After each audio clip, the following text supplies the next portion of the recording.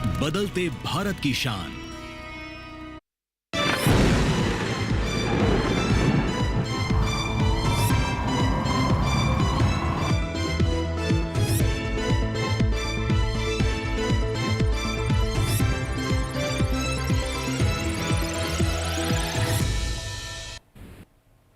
नमस्कार, आप सभी का स्वागत है। मैं हूं राहुल और आप देख रहे हैं दूरदर्शन किसान। हम लेकर हाजिर हैं अपना कार्यक्रम मौसम खबर।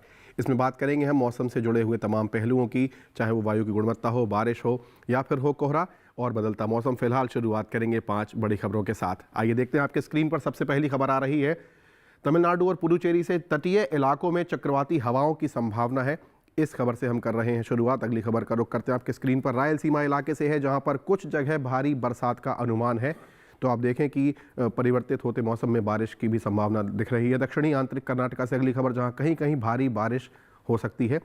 तीनों ही खबरें बारिश से जुड़ी हुई। अगली खबर का रुख करते हैं आंध्र प्रदेश से है, जहां तटों पर चलेंगी चक्रवाती हवाएं, यानी कि मौसम में परिवर्तन लगातार बने रहने की संभावना। अगली खबर का रुख करते हैं हिमाचल प्रदेश से है, जहां कुछ जगह सुबह के समय घने कोहरे की संभावना है। तो ये पहाड़ों से आती हुई अगली खबर। इन 5 बड़ी खबरों के साथ की हमने शुरुआत और अब हम आपको लिए चलते हैं। हमारे साथ एआई एंकर भूमि जुड़ रही हैं, जो लेकर आएंगी मौसम अलर्ट।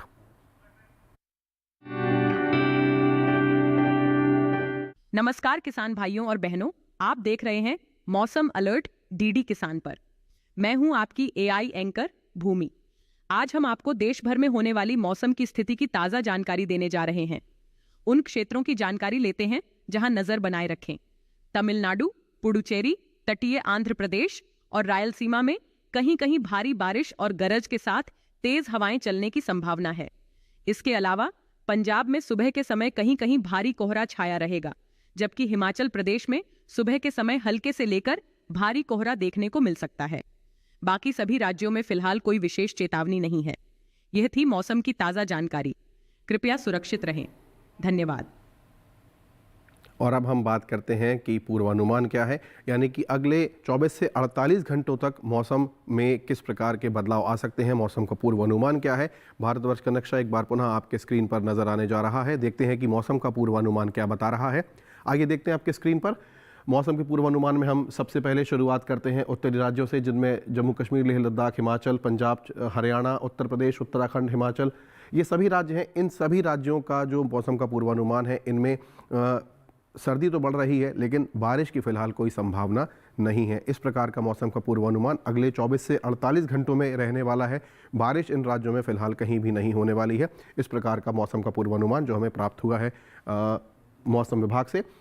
अब बात करें हम ओडिशा, उप हिमालयी पश्चिम बंगाल, सिक्किम, मेघालय, असम, नागालैंड, मणिपुर, त्रिपुरा, मिजोरम, तो ये वो राज्य हैं जहां कहीं कहीं बारिश की संभावना है। जबकि झारखंड, बिहार, गांगे, पश्चिम बंगाल, अरुणाचल की बात करें तो यहाँ पर बारिश की संभावना फिलहाल कहीं भी जो है नज़र नहीं आ रही है। इस प्रकार का मौसम का पूर्वानुमान।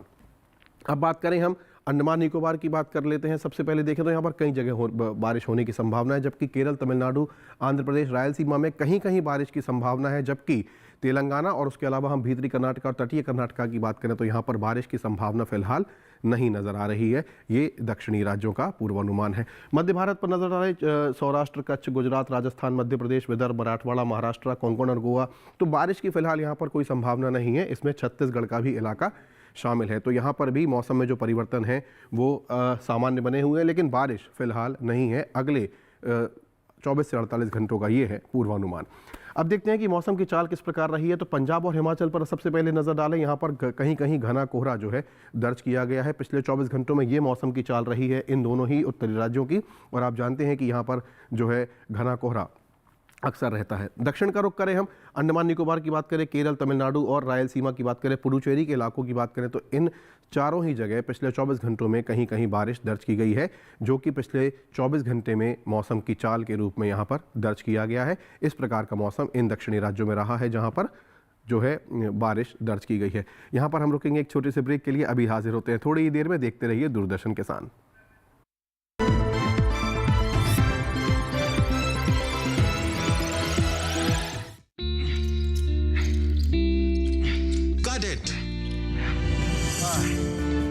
सोचिए, अगर असल जिंदगी में ऐसी हालत हो तो कितनी मुश्किलें होती हैं, लेकिन शुक्र है बैंकिंग के लिए नहीं। अगर आपकी उम्र 70 साल से अधिक हो, क्या आप दिव्यांग हो तो बैंक आपको कुछ जरूरी बैंकिंग सुविधाएं घर बैठे बैठे दे सकता है। आरबीआई कहता है जानकार बनिए, सतर्क रहिए।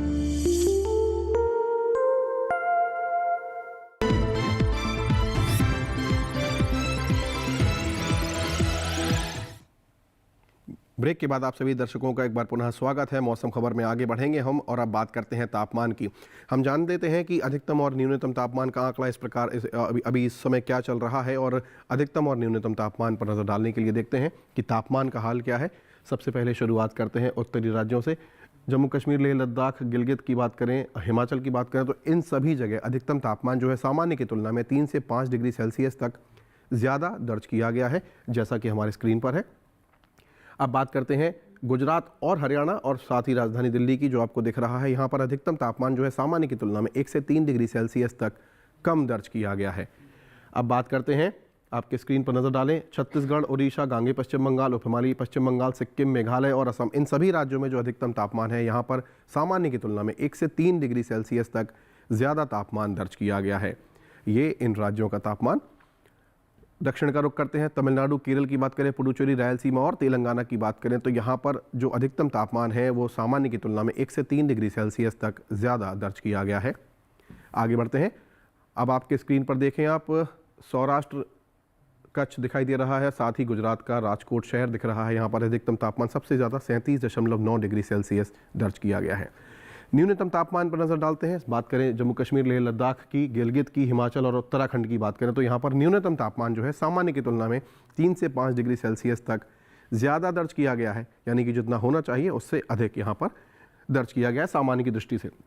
अब बात करें पश्चिमी राजस्थान की, हरियाणा, राजधानी दिल्ली, पंजाब और चंडीगढ़ की बात करें तो यहाँ पर सामान्य की तुलना में जो न्यूनतम तापमान है वो 5 डिग्री सेल्सियस तक ज़्यादा दर्ज किया गया है। अब बात करते हैं झारखंड की। झारखंड में 3 से 5 डिग्री सेल्सियस तक ज़्यादा तापमान दर्ज किया गया है। न्यूनतम तापमान की दृष्टि से अभी हम यहाँ पर तापमान की बात कर रहे हैं। और अब आपके स्क्रीन पर देखें आप, मध्य महाराष्ट्र है, गुजरात है, पूर्वी राजस्थान, समूचा मध्य प्रदेश, विदर्भ, छत्तीसगढ़, उड़ीसा, इन सभी राज्यों में जो तापमान है वो सामान्य की तुलना में 1 से 3 डिग्री सेल्सियस तक ज़्यादा दर्ज किया गया है। इस प्रकार का न्यूनतम तापमान मध्य भारत के इन राज्यों का जो इस समय आपके स्क्रीन पर आपने देखे। अब दक्षिण का रुख करें, तटीय आंध्र प्रदेश की बात करें तो यहाँ पर जो न्यूनतम तापमान है वो 1 से 3 डिग्री सेल्सियस तक ज़्यादा दर्ज किया गया है। अब नज़र डालते हैं, पूर्वी मध्य प्रदेश का मंडला शहर दिखाई दे रहा है आपके स्क्रीन पर, जहाँ पर सबसे कम तापमान पिछले 24 घंटों में दर्ज किया गया है, जो कि 13.2 डिग्री सेल्सियस रहा है। अब हम एक ग्राफिक लेकर आए हैं आपके लिए, जिसके ज़रिए आप जानेंगे तमाम शहरों के तापमान का हाल। आइए देखते हैं।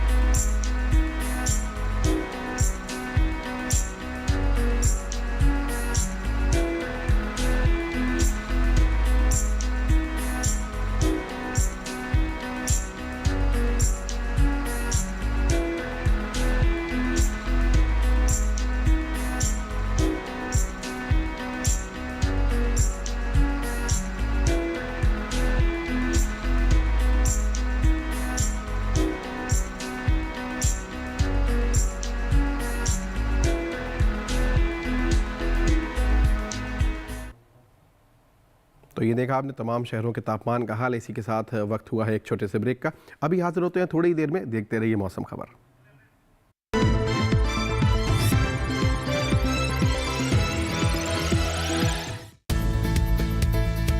किस फसल की क्या है चाल, किस मंडी का क्या है हाल, उतरते चढ़ते भाव का असर, आयात निर्यात का क्या है असर, कैसा रहेगा आगे बाजार, बताएंगे मंडियों के जानकार। देखिए मंडी खबर सोमवार से शनिवार शाम 5 बजे सिर्फ दूरदर्शन किसान चैनल पर।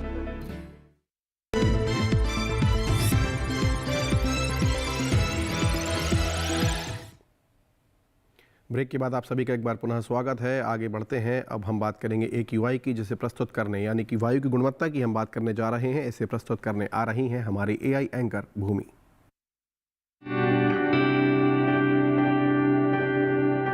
अब बढ़ते हैं आगे और जानते हैं कि देश के अलग अलग शहरों में वायु की गुणवत्ता का हाल। सबसे पहले बात करते हैं देश की राजधानी दिल्ली की, जहां वायु गुणवत्ता बहुत खराब रही। यहां गुणवत्ता सूचकांक 479 दर्ज किया गया। पुणे में वायु गुणवत्ता खराब रही। यहां गुणवत्ता सूचकांक 338 दर्ज हुआ। मुंबई में भी वायु गुणवत्ता खराब रही। यहां गुणवत्ता सूचकांक 347 दर्ज किया गया। कोलकाता की बात करें तो यहां वायु गुणवत्ता थोड़ी खराब रही और यहां गुणवत्ता सूचकांक 271 दर्ज हुआ। बेंगलुरु में वायु की गुणवत्ता अच्छी रही। यहां गुणवत्ता सूचकांक 95 दर्ज किया गया। लखनऊ में वायु की गुणवत्ता बहुत खराब रही। यहां गुणवत्ता सूचकांक 411 दर्ज हुआ। पटना में वायु की गुणवत्ता खराब रही और यहां गुणवत्ता सूचकांक 397 दर्ज किया गया। हैदराबाद की बात करें तो यहां वायु की गुणवत्ता थोड़ी खराब रही। यहां गुणवत्ता सूचकांक 239 दर्ज किया गया। अहमदाबाद में वायु की गुणवत्ता खराब रही। यहां गुणवत्ता सूचकांक 302 दर्ज किया गया। कृपया अपनी सेहत का ध्यान रखें। हम फिर मिलेंगे, तब तक के लिए नमस्कार। तो ये देखा आपने तमाम शहरों की वायु की गुणवत्ता का हाल। और अब हम आगे बढ़ते हैं और अब हम नज़र डालते हैं कि पर्यटन का पूर्वानुमान क्या कह रहा है। पर्यटक स्थलों के बारे में यहाँ जान लेते हैं कि अगले 4 दिन में यदि आप पर्यटन की दृष्टि से कहीं जाना चाहते हैं और उन शहरों का तापमान हम यहाँ लेकर आए हैं, वो आपके यात्रा से मैच करता है। तो देखते हैं क्या है। सबसे पहले बात करते हैं लद्दाख के लेह की, जहाँ पर अगर मंगलवार बुधवार को धूप खिली हुई है, लेकिन उसके बाद हल्की बदली और फिर बर्फबारी की भी हल्की संभावना है। तापमान पर नज़र डालें, अधिकतम 14 और 12, जबकि न्यूनतम पर नज़र डालें तो -1 और -2 तक पारा जा रहा है। तो लेह का कुछ इस प्रकार का तापमान, इस प्रकार का मौसम, यानी कि अगले 4 दिनों का पर्यटन पूर्वानुमान, जो कि पर्यटन की दृष्टि से बहुत ही ज़्यादा अनुकूल कहा जा सकता है। अब बात करते हैं जम्मू कश्मीर के श्रीनगर की।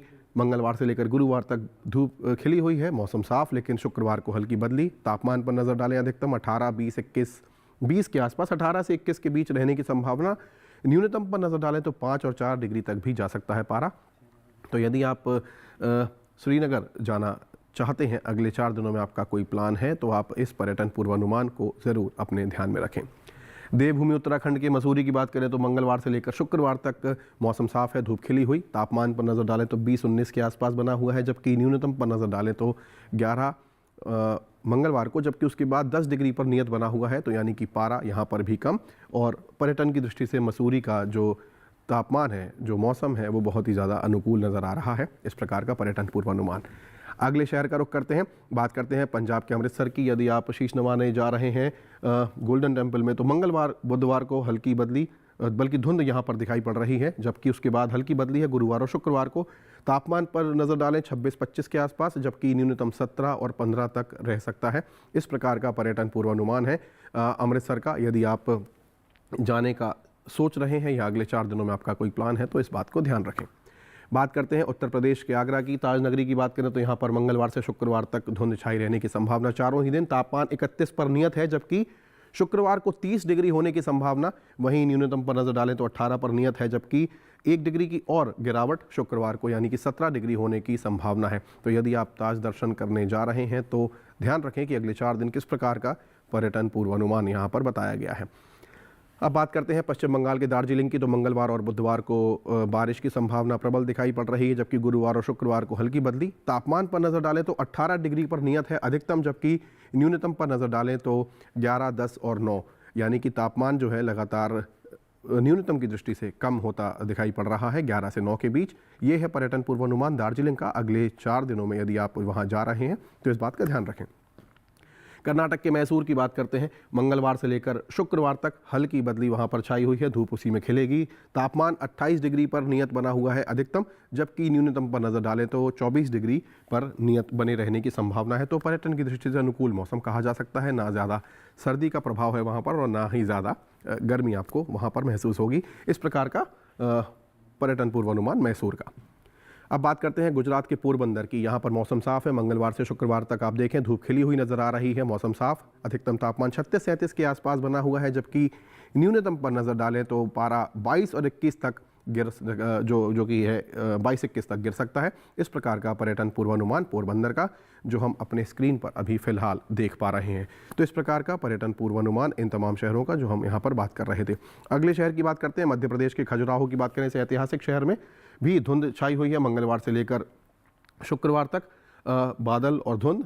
तापमान पर नज़र डालें तो 33-32 के आसपास अधिकतम बना हुआ है, जबकि न्यूनतम 16 और 15 डिग्री तक यहाँ पर तापमान जा सकता है। तो यदि आप ऐतिहासिक हमारी धरोहर को देखने के लिए जा रहे हैं तो इस प्रकार का पर्यटन पूर्वानुमान है खजुराहो का, इस बात का आप ध्यान रखें। राजस्थान के उदयपुर की बात करते हैं। मंगलवार से लेकर शुक्रवार तक धूप खिली हुई, मौसम साफ, तापमान 30, 32, 31 के आसपास बने रहने की संभावना, जबकि न्यूनतम पर नज़र डालें तो 15 और 14 डिग्री तक यहाँ पर तापमान जा सकता है झीलों के शहर में। तो इस प्रकार का पर्यटन पूर्वानुमान उदयपुर का जो हम इस समय देख पा रहे हैं, जैसा कि आपने देखा। और राजस्थान में वैसे भी हम जानते हैं कि अक्सर बहुत ज़्यादा जाड़ा पड़ता है। तो इस प्रकार का तमाम शहरों का पर्यटन पूर्वानुमान हमने देखा। और अब बात करते हैं आज की खेती किसानी की, जिसे प्रस्तुत करने के लिए हमारे AI एंकर कृष आ रहे हैं। आइए देखते हैं।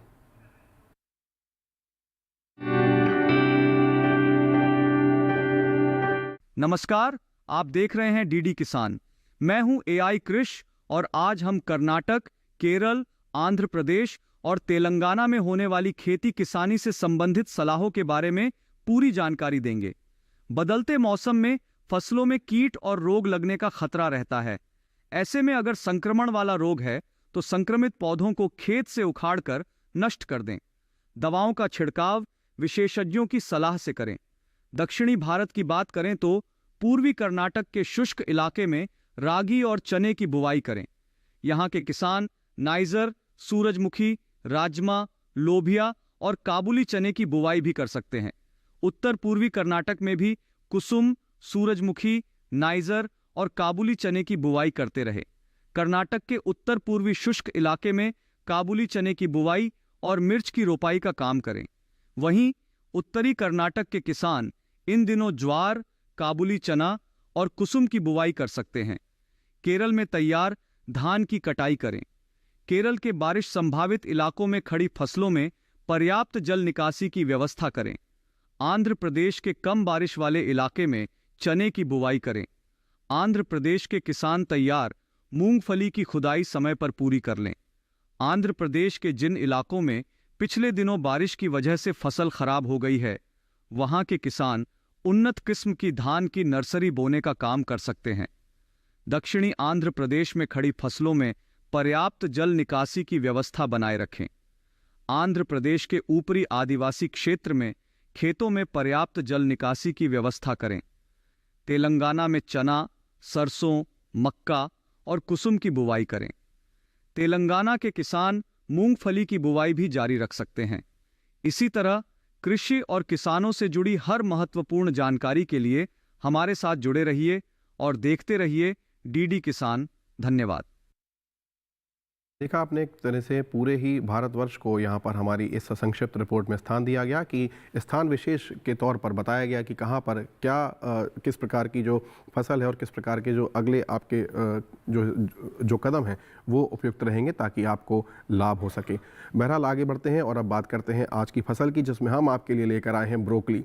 ब्रोकली वैसे तो हरी गोभी के नाम से भी जानी जाती है। वर्तमान समय की यदि बात करें तो ब्रोकली की रोपाई के लिए ये समय बिल्कुल ही अनुकूल है, परंतु किन बातों का ध्यान रखें और किन उचित संसाधनों के साथ इसका कार्य करें, इसकी रोपाई का, ताकि आपको लाभ हो सके। इन सब विषयों पर हमारी जो एक संक्षिप्त रिपोर्ट है वो आपको सहायता करती है, जो हम आपके लिए लेकर आए हैं। आइए देखते हैं।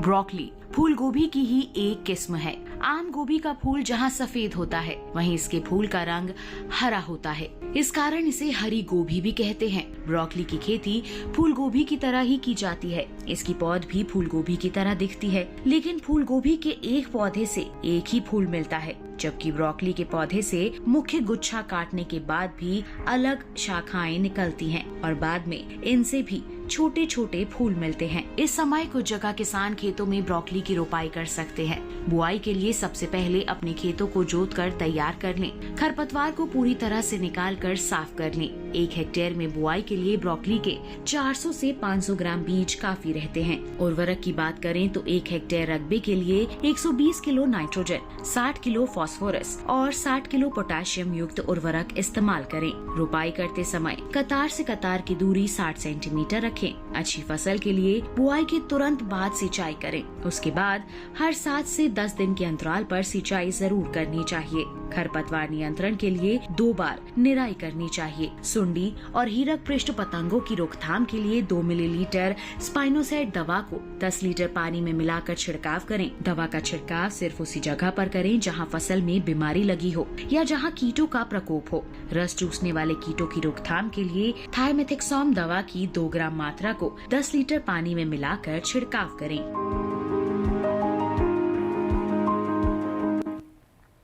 तो ये देखिए आपने एक बिल्कुल ही संक्षिप्त रिपोर्ट जिसमें बताया गया कि किस प्रकार से आप ब्रोकली की रोपाई कर सकते हैं और किस प्रकार उसमें दवा का छिड़काव करना है ताकि आपकी फसल भी खराब ना हो और आपका जो लाभ है वो यथोचित बना रहे। बहरहाल हमारा ये जो कार्यक्रम है आज यहाँ पर समाप्ति की ओर है। हमने तमाम पहलुओं पर चर्चा की और आज ये जो पूरा कार्यक्रम है इसे आप यूट्यूब पर भी हमारे डीडी किसान चैनल पर देख सकते हैं। आपके स्क्रीन पर इस समय एक QR कोड नज़र आ रहा है, इसे आप सरलता से स्कैन करें और डीडी किसान चैनल पर यूट्यूब पर आसानी से इस कार्यक्रम को देख सकते हैं। तो फिलहाल आज के मौसम खबर में इतना ही। मुझे और मेरी पूरी टीम को दीजिए इजाज़त। नमस्कार।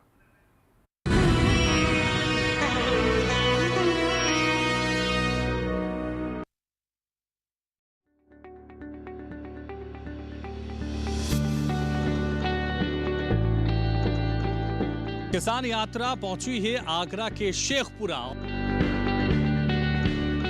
प्रधानमंत्री द्वारा योजनाएं चलाई जा रही हैं। जल सिंचाई योजना है, वो फुहारे वाला सिस्टम है और वो ड्रिप वाला है, वो भी खूब लग रहे हैं जिस पर 80% सरकार अनुदान दे रही है। सरकार द्वारा बहुत सी सुविधाएं हुई हैं, नाली भी बनी है और सोलर ऊर्जा प्लेट भी लगी हुई हैं। किसानों को सम्मान निधि भी प्राप्त हो रही है। कृषि विज्ञान केंद्र के पास में ड्रोन तकनीक भी उपलब्ध है। देखिए आगरा से कार्यक्रम किसान यात्रा 12 नवंबर मंगलवार दोपहर 3 बजे, पुनः प्रसारण रात 9:30 बजे, सिर्फ डीडी किसान पर।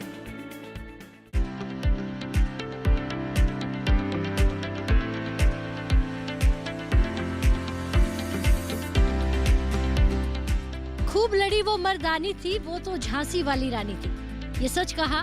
आज हम उत्तर प्रदेश के झांसी में पहुंच गए हैं। आज हम यहीं से चौपाल चर्चा करेंगे और बात करेंगे पीएम किसान सम्मान निधि योजना की। सम्मान निधि के मिलने से कितना हमारे किसानों को फायदा मिल सकता है? मैडम इससे काफ़ी फ़ायदा होता है मैडम। जो किसानों को छोटी छोटी चीज़ों के लिए या वहाँ पैसों के लिए भटकना पड़ता है ना, वो मैडम उनको उस सम्मान निधि से पूर्ति हो जाती है उनकी। 3 महीने बाद अपन को 2000 रुपये मिले तो उसकी फसल के लिए बुआई के लिए खाद है, थोड़ा थोड़ा बीज ले ले, जो छोटे किसानों के लिए बहुत बड़ी फायदा है। बिजली, पानी, राशन वो भी पहुंच रहा है? सब मिलता है, बिजली मिलती है, कि राशन मिल रहा फ्री, सब वहाँ सिलेंडर भी फ्री, सब हम फ्री के भी कैसे हमें बहुत मदद मिल रही है और बहुत तरीके अलग अलग तरीके के बीज भी दिलाए जाते हैं वहाँ से। उत्तर प्रदेश से देखिए प्रधानमंत्री किसान सम्मान निधि योजना पर कार्यक्रम चौपाल चर्चा 13 नवंबर बुधवार सुबह 9 बजे, सिर्फ दूरदर्शन किसान पर। हाईटेक खेती से सशक्त हो रहा है किसान।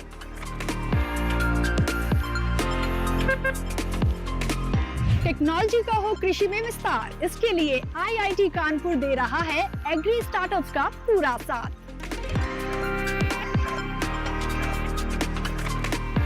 कृषि में युवाओं की भागीदारी से देश में बढ़ रहा है रोजगार।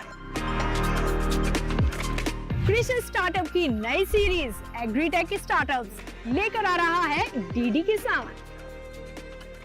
ये वो कमोडिटी है जिसने भारत की खोज की।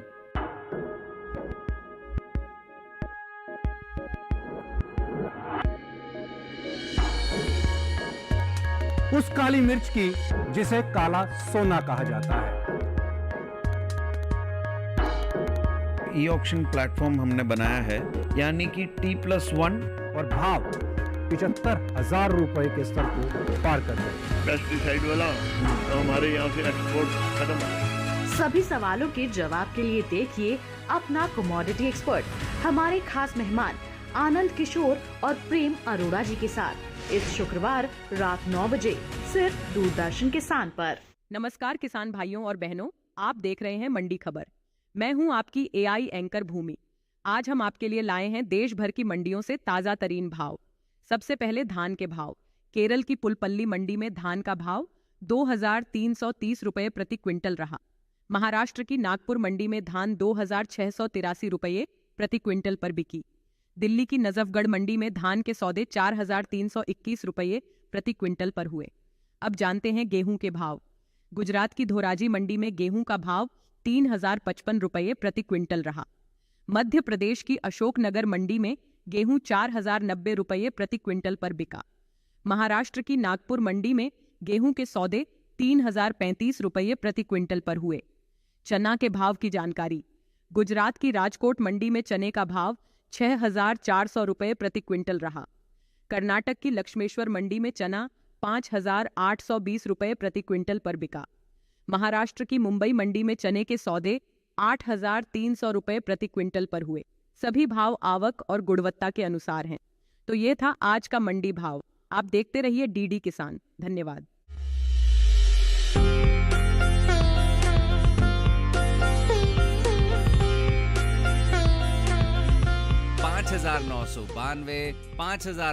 राजा जी क्या गिनती सीख रहे हो? अपने रिश्तेदार गिन रहा हूँ। कितने? करीब करीब 6,000। 6,000? 6,000 varieties of millets. Amazing.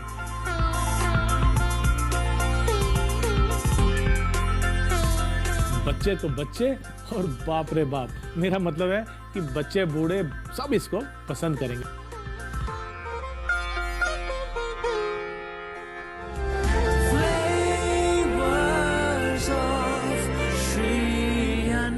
Shri अन्न इस मंगलवार 12 नवंबर शाम 7 बजे सिर्फ डीडी किसान पर।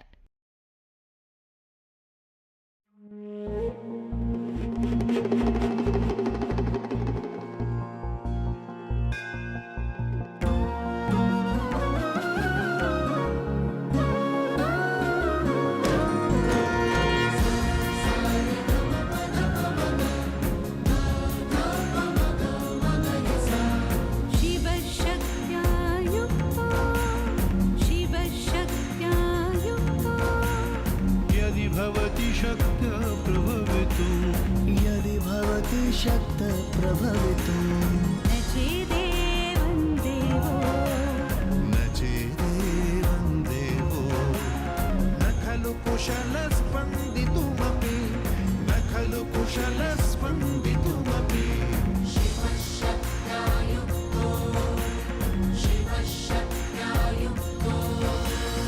अतस्त्वामरार्थो हरिहर विरिञ्चादिभिरपि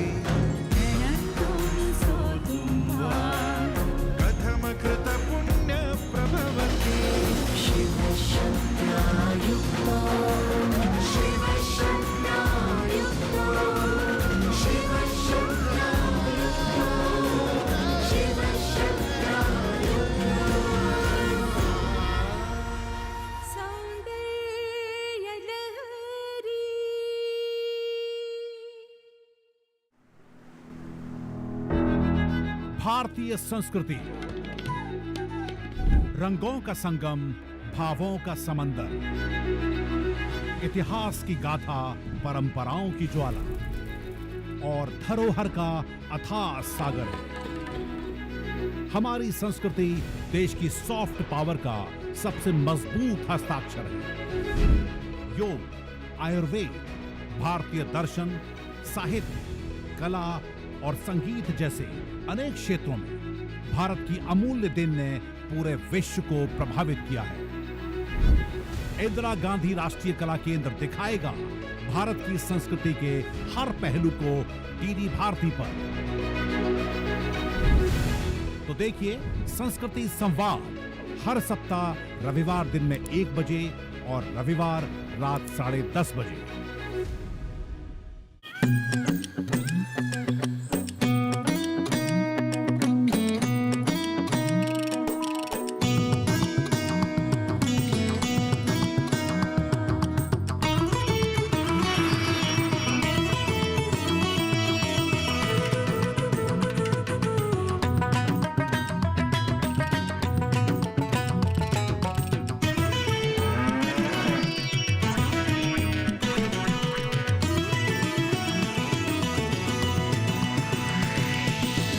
डीडी किसान, बदलते भारत की शान।